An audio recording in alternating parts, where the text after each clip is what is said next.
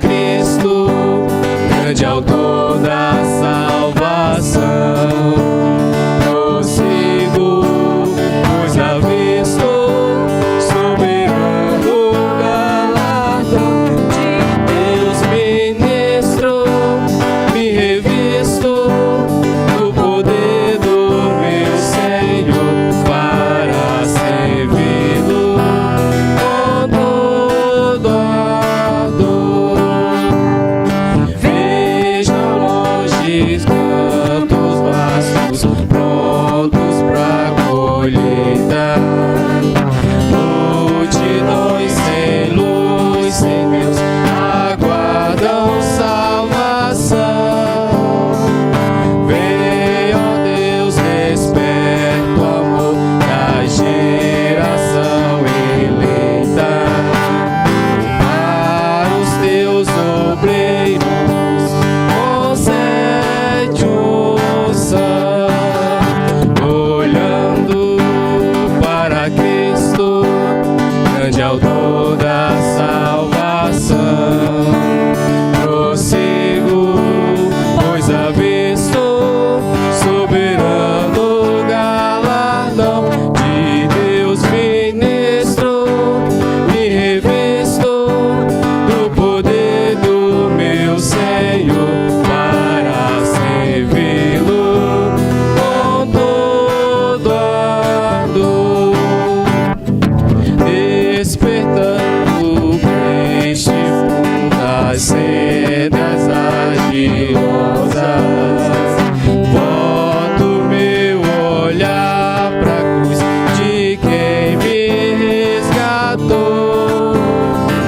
Dele tenho na alma então as bênçãos muito gloriosas, e feliz com Cristo cantando vou, olhando para Cristo, grande autor da salvação. Prossigo, pois avisto soberano galardão de Deus ministro, me revisto do poder do meu Senhor para servi-lo com todo ardor.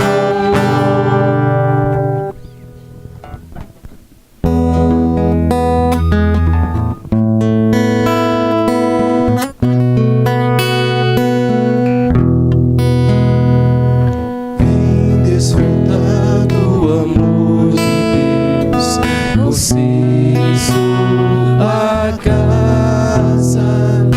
Deixe Jesus, que é o rei, entrar em seu coração. Vida melhor Ele quer te dar, restaurar seu lar. Paz e harmonia Ele quer trazer pra você. Deus alcançou e modificou toda a minha casa. Ainda que venha a tempestade, não nos abalará. Vida melhor Ele quer te dar, restaurar seu lar. Paz e harmonia Ele quer trazer pra você. Deus alcançou e modificou toda a minha casa. Ainda que venha a tempestade, não nos abalará. Vida melhor Ele quer te dar, restaurar seu lar. Paz e harmonia Ele quer trazer pra você. você. Paz e harmonia Ele quer trazer pra você. Senhor Deus e Pai, somos gratos a Ti pelo privilégio de poder Te louvar livremente, ó Deus. Obrigado, Deus. Aceita o nosso louvor, a nossa adoração, que é de todo o nosso coração, Deus. Abençoe, Deus, os nossos irmãos que puderam devolver os seus dízimos e as suas ofertas para o sustento da Tua casa, Deus. Que sejam da melhor forma aplicados no Teu reino. Em nome santo de Jesus nós oramos. Amém.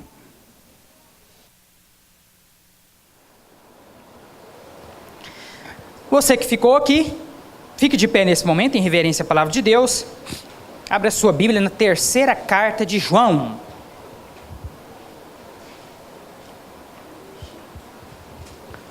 Nós encerramos no último domingo a exposição da segunda carta. Hoje e no próximo domingo nós estaremos aí concluindo a exposição das cartas de João. Hoje nós iniciaremos a última carta, que é a terceira carta de João, terceira epístola de João, bem pequenininha, são apenas 15 versículos. Já no próximo domingo nós estaremos encerrando a exposição desta carta e também de todas as 3 cartas de João, às quais nós temos nos dedicado aí nos últimos meses. Terceira carta de João, versos de 1 a 8. O texto está projetado aqui no Data Show. Se você está aí com a sua Bíblia, não deixe de abri-la, não deixe de acompanhar a leitura, de anotar aí as informações importantes.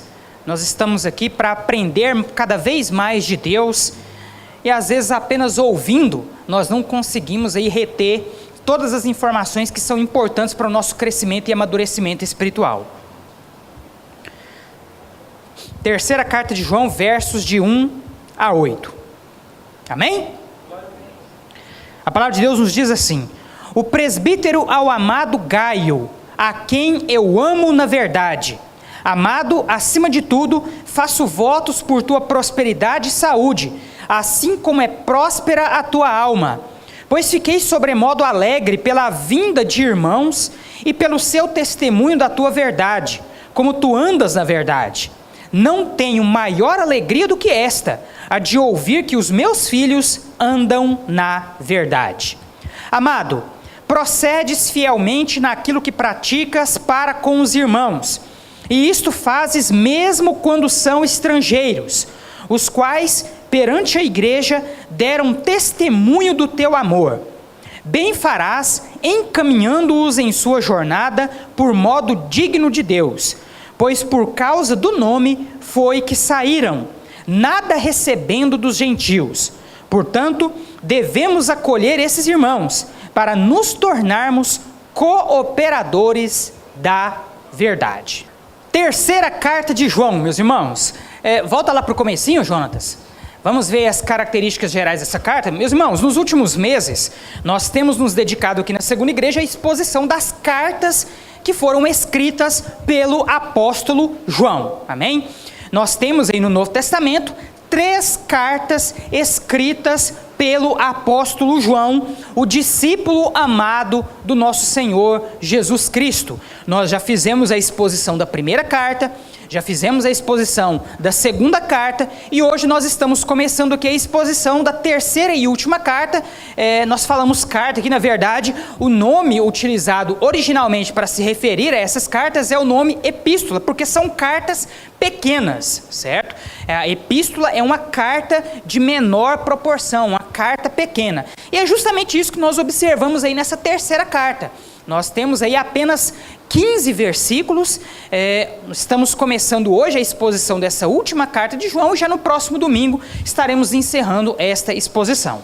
Essa terceira carta, meus irmãos, ela tem algumas características que a distinguem das outras 2 escritas por João. Os irmãos puderam perceber ao longo dessa exposição que nós temos feito, que a primeira e a segunda carta foram escritas por João com a finalidade principal de alertar os ouvintes os destinatários, melhor dizendo, alertar os destinatários dessas cartas quanto às heresias que estavam sendo disseminadas perante aqueles grupos, principalmente as heresias do docetismo, certo? Que ensinava que Jesus Cristo não era verdadeiramente homem, e também a heresia do gnosticismo, que ensinava que Jesus Cristo não era verdadeiramente Deus, certo, meus irmãos? Então, a primeira e a segunda carta de João, elas tiveram aí, nós já fizemos a exposição delas, esse objetivo principal de alertar os seus destinatários e, consequentemente, também cada um de nós, nos dias de hoje, quanto ao perigo dos falsos mestres,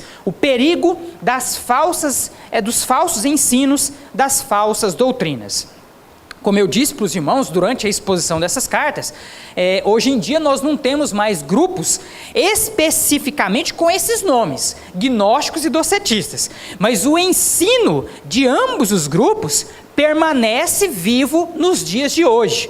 Então, daí a importância de nós estudarmos corretamente a palavra de Deus e estarmos vigilantes quanto a essas heresias que ainda continuam sendo pregadas nos dias de hoje por alguns grupos aí que se estruturam dizendo-se igreja, mas na verdade não pregam a palavra verdadeira ou o ensino verdadeiro da parte de Jesus que nós encontramos na Bíblia Sagrada.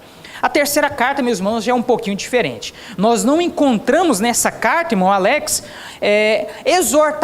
exortações da parte de João quanto à questão dos falsos mestres. A preocupação de João aqui é outra. A preocupação de João aqui, de certa forma, diz respeito também a falsos mestres, apesar de que não é anunciado isso de forma explícita, mas a preocupação principal de João aqui é com a hospitalidade que deveria ser dada pelos crentes aos missionários, aos pregadores da palavra de Deus, certo? João também, ele menciona no texto dessa terceira carta, um problema disciplinar que estava acontecendo em relação a um determinado membro. Nós estaremos estudando sobre isso no próximo domingo. Hoje, porém, nós estaremos enfatizando com os irmãos essa ideia principal de João quanto à questão da hospitalidade. Então, quando nós recebemos aí pregadores de outras localidades, nós, como cristãos, temos a obrigação de recebermos bem esses pregadores, porque eles pregam a verdade da palavra de Deus, verdade essa da qual nós também somos adeptos. Então nós precisamos receber bem estes irmãos, cooperando com eles na pregação da palavra da verdade. Essa é a principal ênfase de João nessa terceira carta. As características gerais estão aqui, meus irmãos, nesse pequeno resumo que eu preparei para vocês. O autor dessa terceira carta, a exemplo das outras duas, o apóstolo João. A data, meus irmãos, essa terceira carta provavelmente foi escrita entre 80 e 90 depois de Cristo. Lembrando sempre, os irmãos, essas datas são suposições, são datas aproximadas. Como o próprio texto da carta não identifica a data em que ela foi escrita, com base em elementos do texto, é que nós podemos aí apenas supor essas datas. Então, essas datas, elas não são datas absolutas, certo, meus irmãos?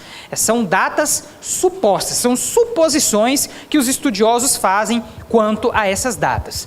O destinatário, meus irmãos, quando o apóstolo João escreveu essa terceira carta, ela tinha um destinatário específico, um amigo de João, possivelmente um filho na fé, e o nome desse amigo, o nome desse filho na fé era Gaio. Amém, meus irmãos? Esse nome Gaio era muito comum naquela época, há 2000 anos atrás. Inclusive, quando nós lemos o Novo Testamento, nós percebemos que existem aí menções no Novo Testamento a outras pessoas com o nome Gaio, certo? Só que nós não podemos afirmar que este Gaio, que é mencionado aqui na terceira carta, é exatamente o mesmo Gaio que aparece nas outras literaturas. Por que nós não podemos afirmar isso, irmão Alex? Porque o nome Gaio era muito comum. certo? Então, pode ser que se trate da mesma pessoa, mas também pode ser que se trate aí de várias pessoas diferentes. Uma vez que o nome Gaio, assim como o nome Jesus, assim como o nome José, eram nomes aí muito comuns há 2000 anos atrás. Fato é que essa terceira carta foi escrita por João, tendo como destinatário esse seu filho na fé, este senhor, este irmão chamado Gaio. Amém? Teve como destinatário original Gaio, mas obviamente, né, meus irmãos, que de um modo amplo, o destinatário dessa carta, sendo ela parte do cânon do Novo Testamento, são também quem? Todos nós enquanto crentes, certo? Então, essa carta ela foi destinada originalmente, primeiramente para Gaio, mas depois ela teve ampla circulação em toda a comunidade neotestamentária, certo? Assim como tem até os dias de hoje, e assim também como os demais livros. Aliás, essa ampla circulação de um livro, de uma literatura, era um dos requisitos pelos quais um livro era considerado como parte ou não do cânon das escrituras sagradas, certo? Então essa carta, apesar de ter esse destinatário primeiro, que era Gaio, ela teve depois ampla circulação. Por quê? Porque a mensagem contida nela, ela era importante para Gaio? Era, mas era também importante para quem? Para os crentes de um modo geral, inclusive para nós nos dias de hoje. Amém? O propósito dessa carta, meus irmãos, eu de certa forma já disse para os irmãos, está aqui a ideia sintetizada: incentivar o serviço ao próximo. Então, nós devemos sempre servir aos nossos semelhantes, principalmente os nossos irmãos em Cristo. Então eu tenho obrigação de servir. Jesus, que era Jesus, foi servo. Nós que somos discípulos de Jesus, obviamente que também devemos ser servos. Agora, a que tipo de serviço João estava se referindo especificamente quando escreveu esta terceira carta? Está ali, ó. A preocupação central é que os missionários viajantes deveriam ser recebidos com toda hospitalidade, de acordo com o princípio do amor cristão. Os irmãos estão lembrados que na segunda carta, João ele vai alertar ali aquela senhora eleita a não receber em casa qualquer pregador. Estão lembrados disso? Por quê? Porque muitos desses pregadores eram falsos pregadores e recebê-los em casa, dar as boas-vindas a essas pessoas, significava o quê? Compactuar com as más ideias que por elas estavam sendo pregadas, certo? E aí João, então, na segunda carta, ele faz esse paradoxo, os verdadeiros pregadores, esses vocês têm que receber, mas os falsos não. Para os falsos, vocês não podem sequer dar boas-vindas, porque a má mensagem pregada por eles pode contaminar vocês, e uma vez que vocês são contaminados, toda a igreja, mais cedo ou mais tarde, pode também vir a ser contaminada. Então, nós encontramos esse paradoxo entre a receptividade de pregadores na segunda carta, e aqui na terceira, meus irmãos, João ele vai ser específico. Ele vai dizer para mim e para você, os missionários, aqueles que têm aí a função de pregar o evangelho, sempre que eles saírem das suas localidades e forem até vocês para poder pregar a mensagem, a palavra da verdade, qual que deve ser a postura de vocês diante deles? Vocês devem recebê-los com hospitalidade. O melhor tratamento deve ser dado a eles. Por quê? Porque estão pregando a verdade da palavra de Deus, com a qual nós também concordamos. Quando nós investimos na vida de um missionário, quando nós somos hospitaleiros com um missionário, nós estamos cooperando com a pregação da verdade, irmã Rosilane. É ou não é verdade? Ora, se eu saio daqui da segunda igreja para poder pregar em alguma outra cidade, e ali eu sou bem recebido, eu vou me sentir motivado a continuar pregando a palavra naquela localidade por quantas e quantas outras vezes forem necessárias, certo? E detalhe, meus irmãos, João ele vai chamar a atenção nessa terceira carta que é a responsabilidade de cuidar dos pregadores, irmã Diandra, a responsabilidade, irmão Genivaldo, de cuidar dos missionários, a responsabilidade de cuidar dos pregadores da palavra de Deus de um modo geral, essa responsabilidade é de quem? Dos ímpios? De jeito nenhum. Essa responsabilidade é dos crentes. É a comunidade cristã que deve dar toda assistência aos seus pregadores. Amém, meus irmãos? Esse seria aí o propósito central desta terceira carta escrita por João. Logicamente, meus irmãos, que quando nós lemos o texto, nós acabamos descobrindo aí várias outras coisas que fomentam aí o nosso crescimento espiritual. Por mais que o propósito principal da carta seja essa ênfase à hospitalidade, há vários e vários outros temas que são abordados, e sempre que nós nos dedicamos ao estudo desses temas, com sinceridade e desejo ardente em nossos corações, nós crescemos. Amém? E que os irmãos possam crescer mais uma vez nessa noite. Volta lá para o texto, Jonatas. Vamos ler aí versículo após versículo, meus irmãos. Versículo 1 começa semelhantemente ao versículo 1 da segunda carta, certo? Lá na segunda carta vai dizer o presbítero à senhora eleita, certo? Aqui na terceira carta, o presbítero ao amado Gaio, a quem eu amo na verdade. Então nós encontramos aqui, Jonatas, logo no primeiro versículo, o nome do destinatário da carta. Então, lá há 2000 anos atrás, lá no ano 80 depois de Cristo, quando João escreveu essa carta, ele escreveu para quem? Inicialmente, para Gaio.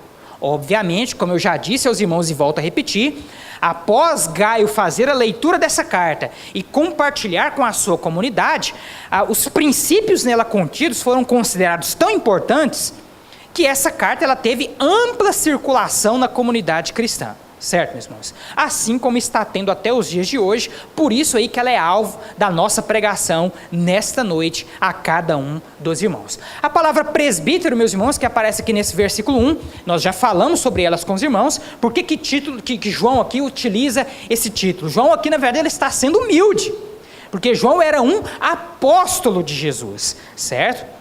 Só que João, ele não tinha aí esse costume de reivindicar para si esse título. Logicamente que quando isso era necessário, com a finalidade de demonstrar autoridade, ele o fazia. Mas não é o caso aqui, certo? João aqui, ele prefere se referir a si mesmo como presbítero. E o que significa a palavra presbítero?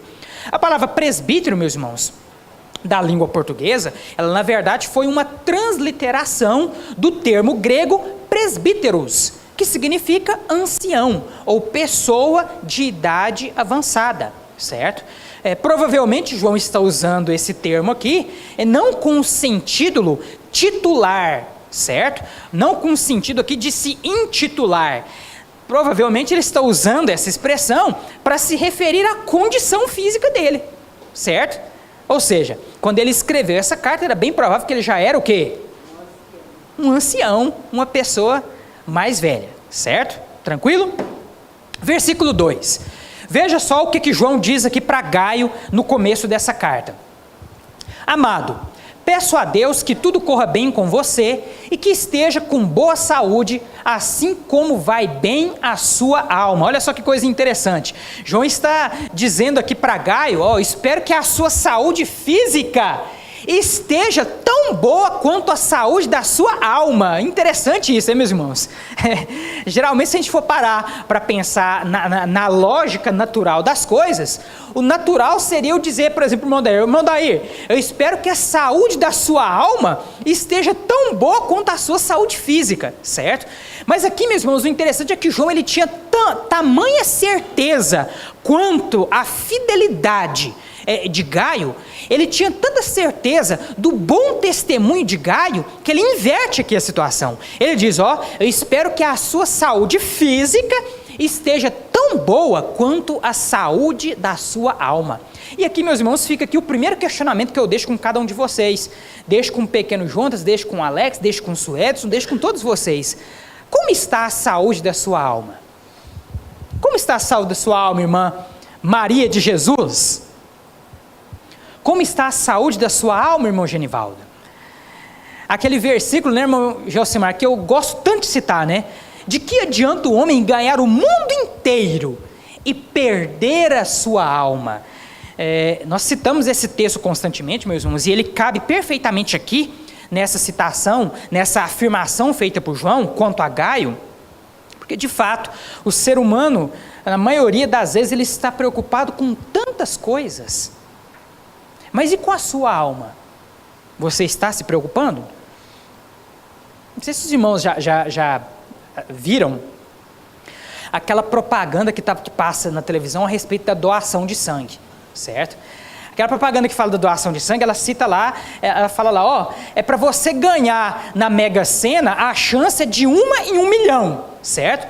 Mas você precisar de sangue um dia na sua vida, a probabilidade é bem maior, ou seja, a chance de você precisar de sangue é bem maior do que a de você ganhar na Mega Sena. E aí o sentido da propaganda é dizer o seguinte, olha, mesmo sabendo disso, você prefere gastar o seu tempo jogando na Mega Sena, mas doar sangue não. Mesmo sabendo que um dia você pode precisar.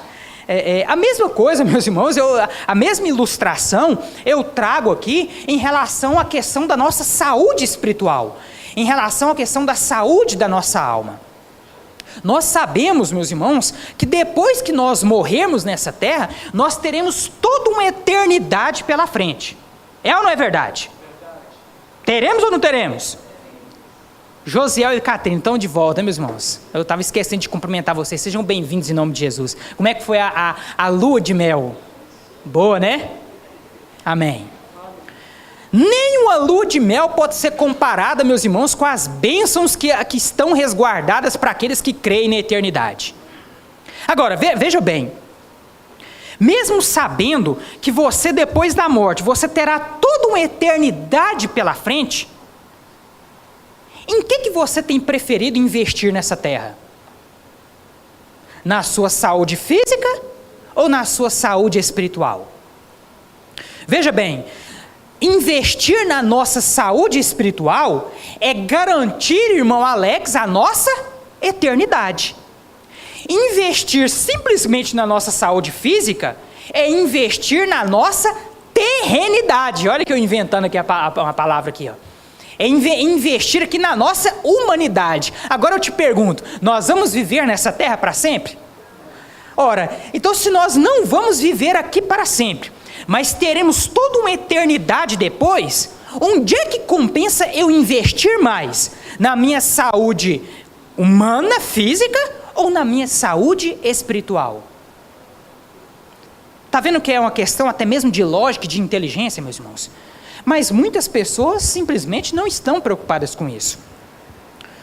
Quantas e quantas pessoas você conhece que passam a vida inteira se preocupando com família, se preocupando com estudos, se preocupando com trabalho, e enquanto isso Deus e a saúde da alma vai ficando lá para a 40ª, 50ª, 60ª posição.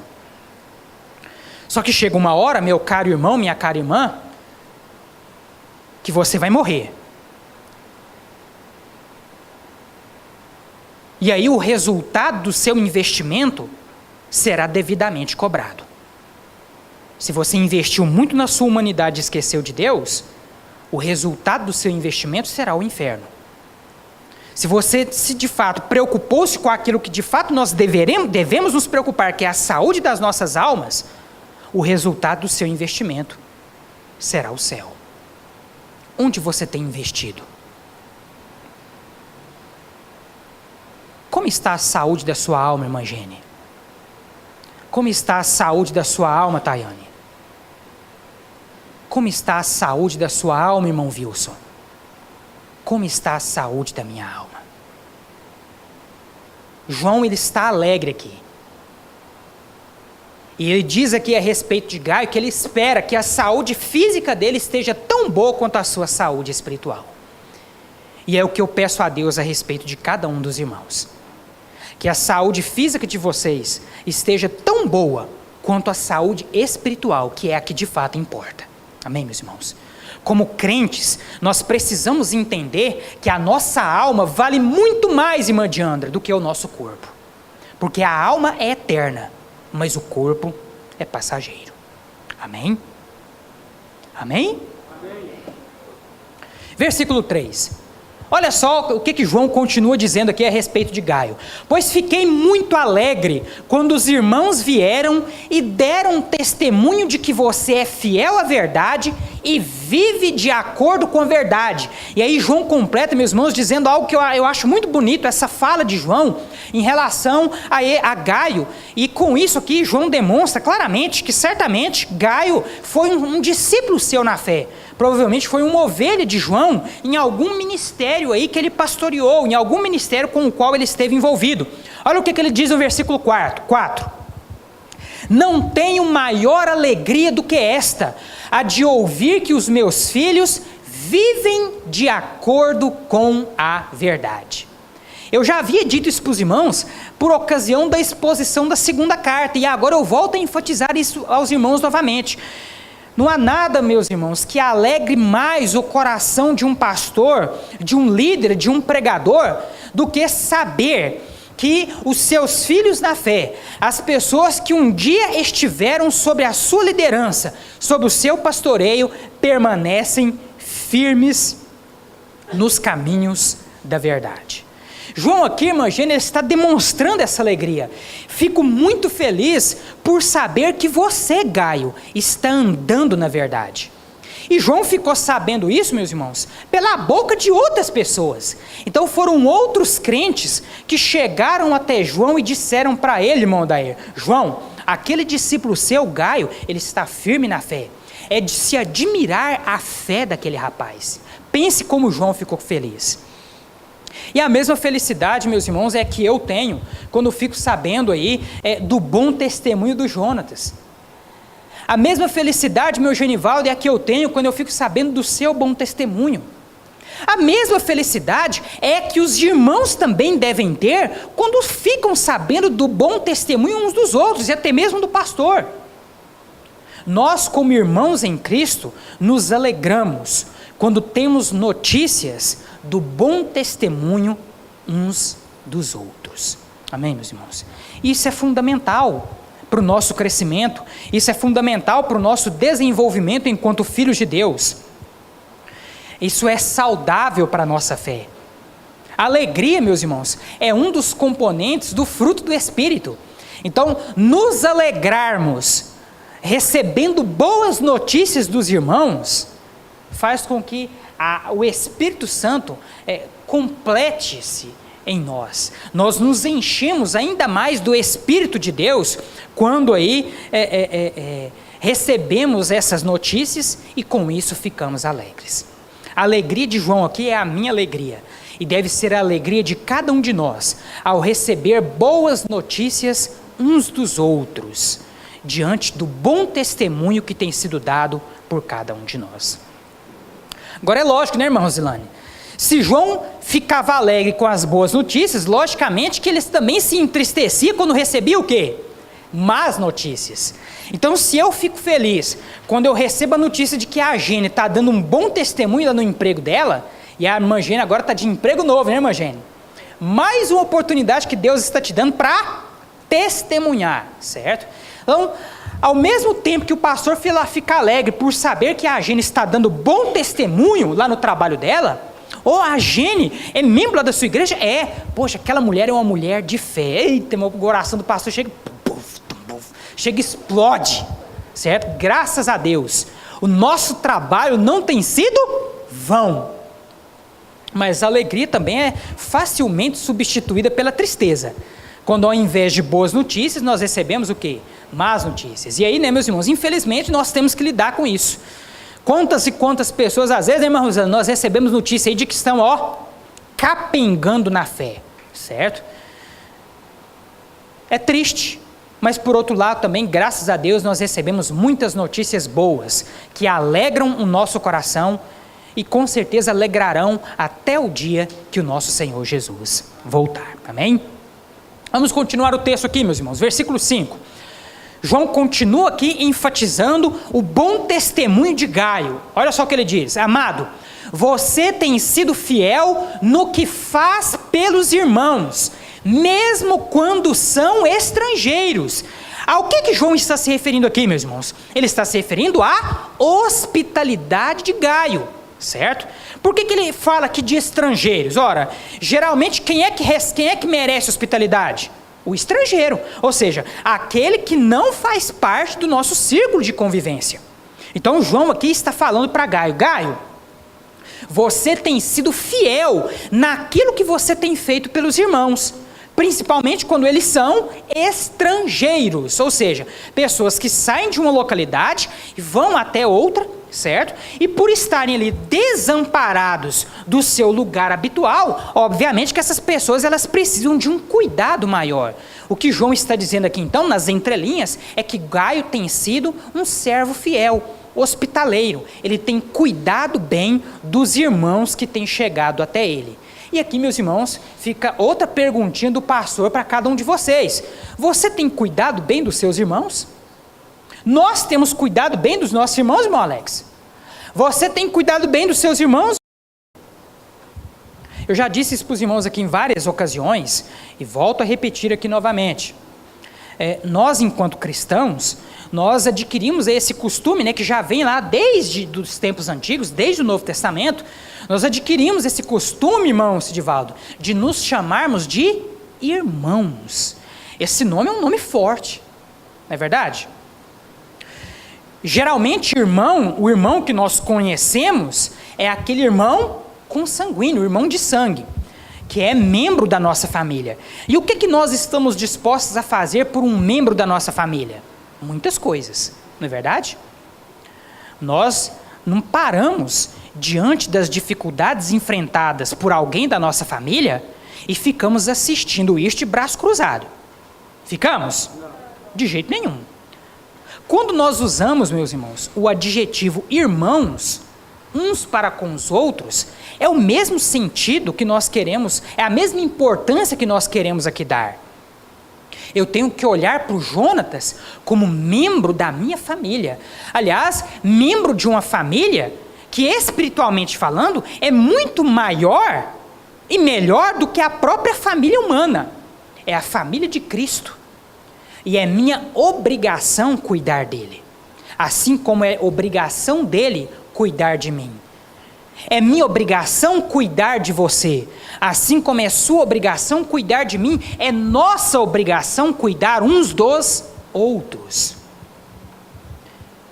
Esse cuidado, meus irmãos, ele decorre automaticamente de um princípio fundamental da fé cristã, que é o amor.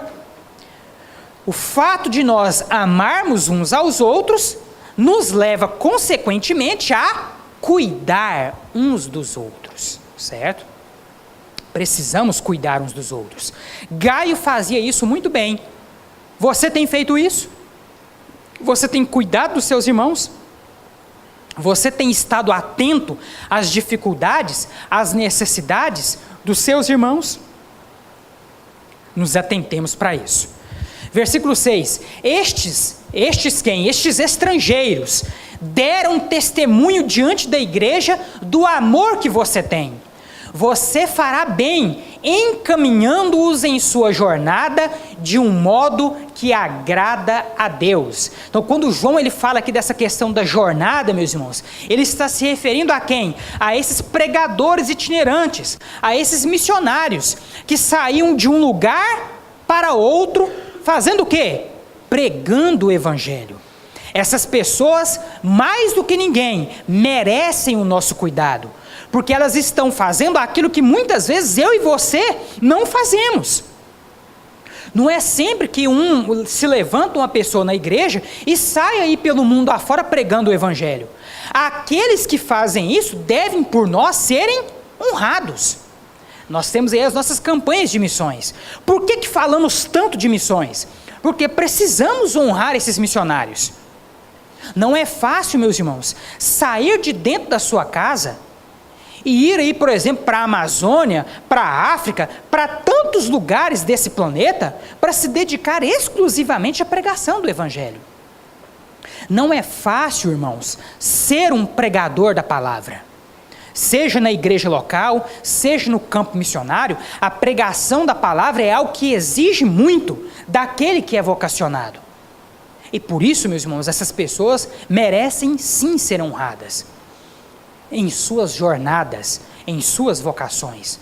João se refere a Gaio aqui como alguém que cuidava desses pregadores. Gaio era um discípulo que se preocupava em acolher bem os pregadores da palavra. E esse princípio deve ser levado em consideração por cada um de nós também nos dias de hoje. Versículo 7. Pois foi por causa do nome que eles saíram. Nome aqui os irmãos perceberam que está em letra maiúscula, certo? Essa palavra nome é uma referência clara a quem? A Jesus. Então olha só, Gaio, João está dizendo, Gaio, o que você está fazendo, acolhendo esses pregadores, é muito bom. Continue fazendo isso, porque foi por causa de Jesus que eles saíram para pregar. Aliás, meus irmãos, é essa a grande razão pela qual nós pregamos. Por que eu estou aqui hoje pregando a cada um de vocês? Por Jesus, meus irmãos. Um dia eu fui alcançado por Jesus.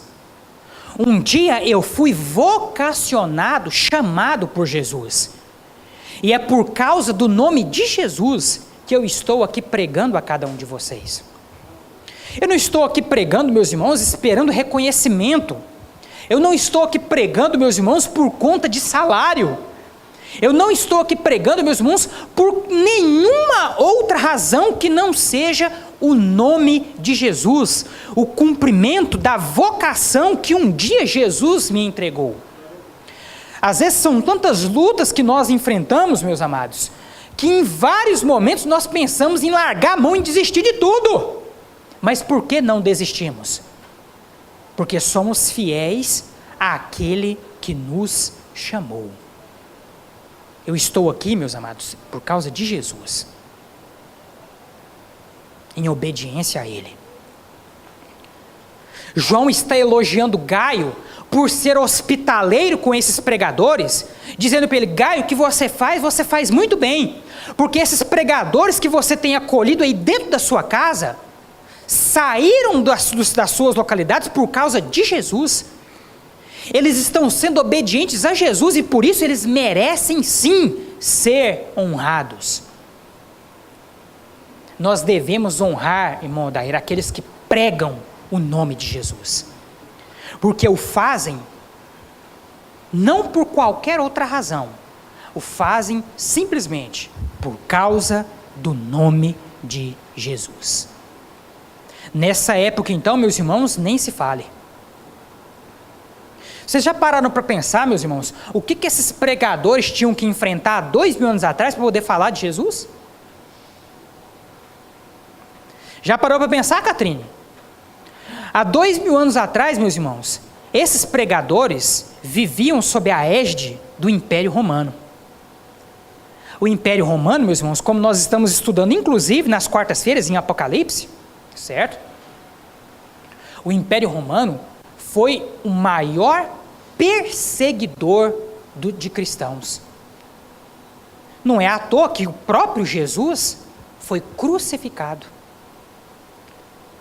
Falar em Jesus, irmã Rosilane, nessa época, era a mesma coisa que pegar uma sentença de morte e assinar, dizendo, eis-me aqui, mate-me.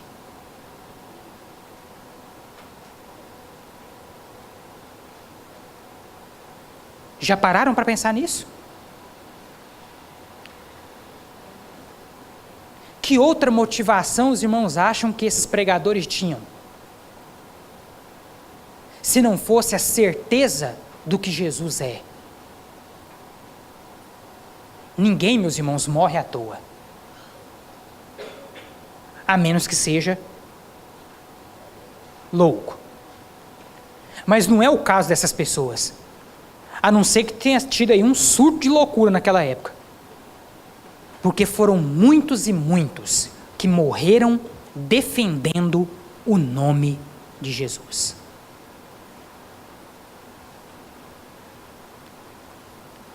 Por isso que eles tinham que ser honrados, irmã Gene. Porque quando eles chegavam em um lugar viajando para pregar o nome de Jesus, eles estavam correndo risco de morte.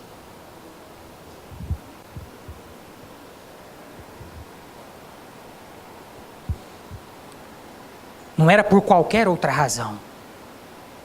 A única razão que motivava esses pregadores, e que nos motiva até hoje, meus irmãos, e quando eu digo isso, logicamente que eu estou me referindo aos verdadeiros pregadores, não aos falsos como tantos que existem por aí, mas os verdadeiros pregadores, assim como esses apóstolos, assim como esses discípulos, continuam até hoje pregando por uma única razão: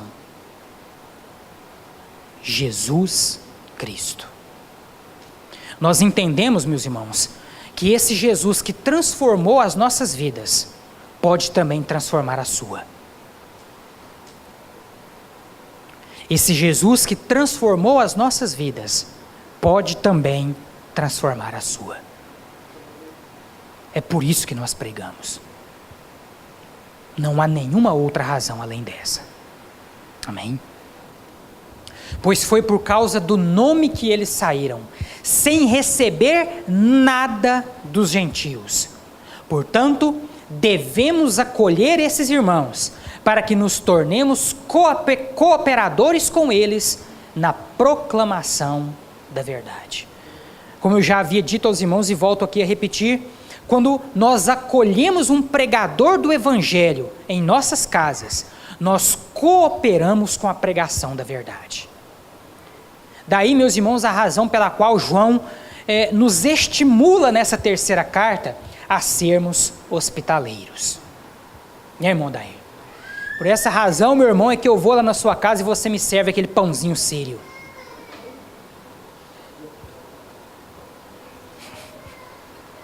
Hospitalidade, meu irmão, que não deve ser realizada apenas em relação aos pregadores, mas a todos os irmãos em Cristo. Quando a gente vai até a casa de um irmão, a gente vai ali com bons desejos em nosso coração. Ninguém vai visitar o outro irmão para poder tacar pedra, amaldiçoar ou falar mal, certo? Se eu saio da minha casa e vou até a casa do irmão, não como pastor, mas como irmão, eu vou até ali com um desejo de quê? De manter comunhão, de estar presente, de me alegrar. Por isso, meus amados, a hospitalidade é tão importante. A hospitalidade é, inclusive, meus irmãos, dom do Espírito, certo? E nós precisamos cultivar essa virtude no nosso meio. Amém? Amém? Que Deus complete essa mensagem no meu coração e no seu coração. Feche os seus olhos nesse momento.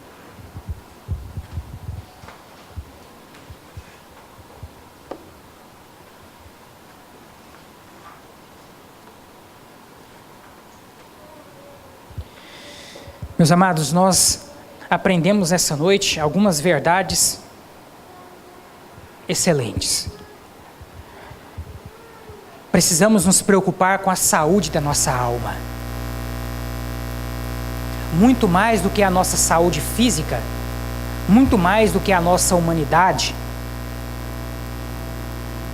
a saúde da nossa alma é primordial. João aqui, ele fala de Gaio, dizendo a ele: Gaio, eu espero que a sua saúde física seja tão boa quanto a sua saúde espiritual. E nós começamos essa mensagem, meus amados, com uma pergunta feita a cada um de vocês: como está a saúde da sua alma? Nós dissemos aqui aos irmãos que há tantas pessoas nesse mundo se preocupando com tantas coisas, se preocupando com família, se preocupando com o sucesso profissional, se preocupando com o sucesso estudantil e acadêmico. São tantas e tantas preocupações, mas parece que Deus está lá em último lugar. Mas na verdade, irmãos, a nossa primeira preocupação deveria ser com a nossa alma, porque a nossa humanidade é passageira, mas a eternidade é para sempre. E a sua eternidade é determinada pelas decisões que você toma ainda nesta vida. A sua eternidade é determinada pelo testemunho que você dá nesta vida. A sua eternidade é determinada pelo comprometimento que você traça nesta vida, ou com Deus, ou longe de Deus. E eu volto aqui a fazer essa pergunta a cada um dos irmãos: como está a saúde da sua alma? Você já tem certeza da sua salvação? Se hoje você morresse e se encontrasse com Cristo, você tem certeza que reinaria com Ele para toda a eternidade? Você tem certeza da sua salvação? A sua alma é uma alma sadia? De que adianta ao homem ganhar o mundo inteiro e perder a sua alma? Com que você tem tanto se preocupado a ponto de esquecer-se de Deus? Nessa noite eu quero aqui, antes de encerrar este culto, fazer mais uma vez este convite a você que está me ouvindo aqui neste templo e também a você que está nos acompanhando nessa mensagem em vídeo. É chegado o momento de você cuidar da saúde da sua alma. É válido você se preocupar com a sua família? Sim. É válido você se preocupar com a sua profissão? Sim. É válido você se preocupar com os seus estudos? Sim. Tudo isso é válido. Mas acima dessas coisas deve estar a nossa preocupação com a nossa alma. Porque a nossa humanidade é passageira, mas a nossa alma é eterna. Como está a saúde da sua alma? A palavra de Deus, meus irmãos, nos diz em Romanos capítulo 10, versículo 9: se com tua boca confessares a Cristo como Senhor, e em teu coração creres que Deus o ressuscitou dentre os mortos, então serás salvo. A palavra de Deus nos diz em João capítulo 14, versículo 6: disse Jesus: eu sou o caminho, a verdade e a vida, ninguém vem ao Pai senão por mim. A palavra de Deus nos diz no Evangelho escrito por João, no capítulo 1, versículo 12: mas a todos quantos o receberam, deu-lhes o poder de serem feitos filhos de Deus, a saber, os que creem no seu santo nome. A palavra de Deus, meus irmãos, nos diz ainda em Mateus capítulo 10, verso 32: todo aquele que me confessar diante dos homens, eu o confessarei diante do Pai que está nos céus. Todo aquele que me negar diante dos homens, eu o negarei diante do Pai que está nos céus. Os irmãos em Cristo que estão aqui nessa noite estão orando pela sua vida. Tanto por você que está aqui neste templo, que ainda não entregou a sua vida nas mãos de Jesus, quanto por você que está nos acompanhando nessa mensagem em vídeo e que também ainda não fez uma aliança de fé com Jesus Cristo. Nós estamos dando a você a oportunidade de fazê-lo nessa noite. É chegado o momento de você se preocupar mais com a sua alma do que com as demais coisas. Se você ainda não tem certeza da sua salvação, se você ainda não se arrependeu dos seus pecados, se você ainda não fez uma aliança de fé verdadeira com Jesus Cristo, levante uma de suas mãos nesse momento. Eu estou te convidando para entregar a sua vida nas mãos de Jesus. Tudo que eu quero fazer é orar com você. E se você nessa noite que está me ouvindo deseja entregar a sua vida nas mãos de Cristo, levante uma de suas mãos, que nós gostaríamos de orar pela sua vida. Não tenha medo, não seja covarde. Nós estamos tratando aqui da saúde da sua alma. Nós estamos tratando aqui da sua eternidade. Isso é o que de fato deve te preocupar. Ao homem está dado o direito de morrer uma só vez, vindo após isso o juízo. Se você morrer hoje, você tem certeza do destino da sua alma? A aos fiéis, as regiões celestiais, aos rebeldes, o tormento eterno. De que lado você está? Alguém nessa noite que deseja entregar a sua vida nas mãos de Jesus? Levante uma de suas mãos, que nós queremos orar por você. Esse convite, meus amados, é também para aqueles que um dia já tomaram essa decisão, mas que por alguma razão acabaram se desviando dos caminhos do Senhor. Se você se desviou dos caminhos de Jesus, se você se desviou da igreja, e nessa noite o Espírito Santo de Deus está te incomodando para se reconciliar com Cristo e com a igreja, levante uma de suas mãos, que nós também queremos orar por você. Se o seu desejo nessa noite é se reconciliar com Jesus e com a igreja, levante uma de suas mãos, que nós queremos orar pela sua vida. Eu não vou insistir mais, meus amados. A palavra de Deus por si só, como eu costumo dizer, ela já é um convite ao arrependimento. Pela simples pregação da palavra, você já deveria estar convencido de que precisa de Jesus. Mas se você ainda não está convencido disso, a minha oração é para que Deus te conceda uma nova oportunidade.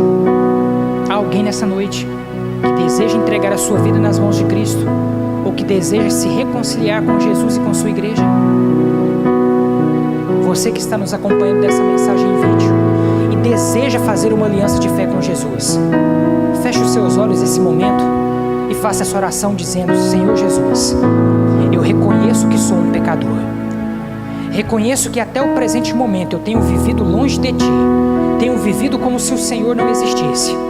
Mas a partir de agora, eu quero entregar a minha vida completamente em Tuas mãos. E peço ao Senhor que direcione os meus passos, hoje, amanhã e sempre, até o dia em que o Senhor Jesus voltar para me buscar.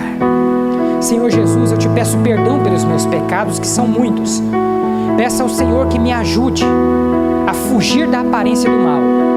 Peço ao Senhor que me ajude a obedecê-lo pelo resto dos meus dias nessa terra. Senhor Jesus, quero caminhar contigo. Essa é a oração que faço. Amém. Que a palavra de Deus possa transformar a sua vida. Que a palavra de Deus possa transformar a vida de cada um dos irmãos que aqui se faz presente. Amém? Vamos ficar de pé?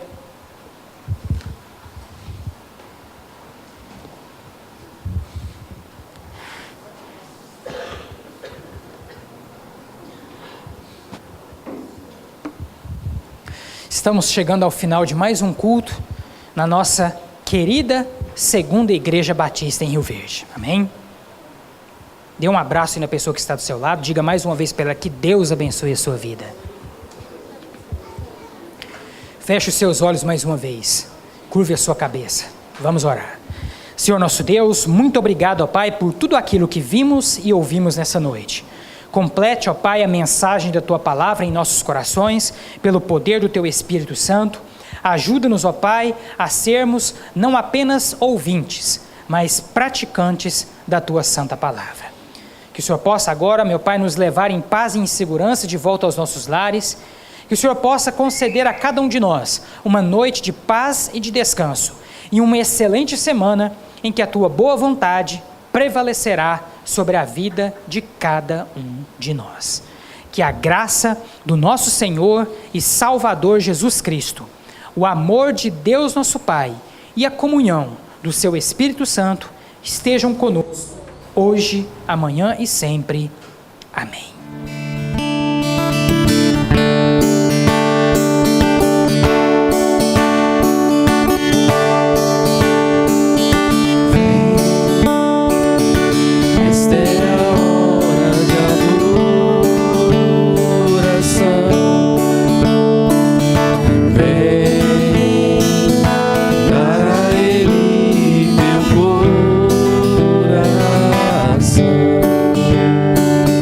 Vem